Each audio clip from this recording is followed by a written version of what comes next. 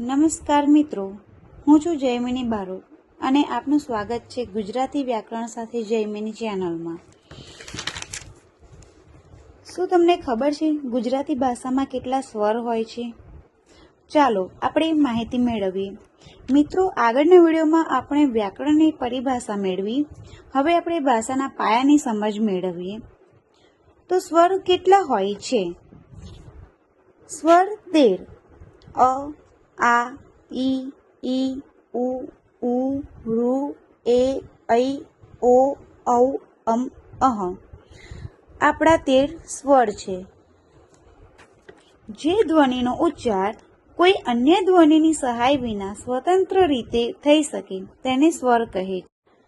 તો મિત્રો, તેના આપણે પેટા પ્રકાર જાણીએ। રસ્વ સ્વર એટલે કે નાના સ્વર, જેમાં અ, ઈ, ઋનો સમાવેશ થાય છે। તેનું ઉચ્ચારણ વખતે તેનો સમય ઓછો લાગે છે। જ્યારે દીર્ઘ સ્વરમાં આ, ઈ, એ, ઐ, ઓ, ઔ, જેમાં ઉચ્ચારણ વખતે રસ્વ કરતાં બમણો સમય લાગે છે। અનુસ્વાર અમ અને વિસર્ગ અહ, આ બંનેને વ્યાકરણની ભાષામાં યોગવા કહે છે। યોગવા તે સ્વતંત્ર નથી, પરંતુ સ્વરના આશ્રયે જ બોલાય છે। તો મિત્રો, આગળના વિડીયોમાં આપણે વ્યંજન વિશે વિસ્તૃતમાં જાણીશું। આભાર મિત્રો।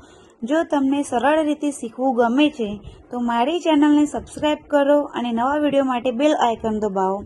આભાર।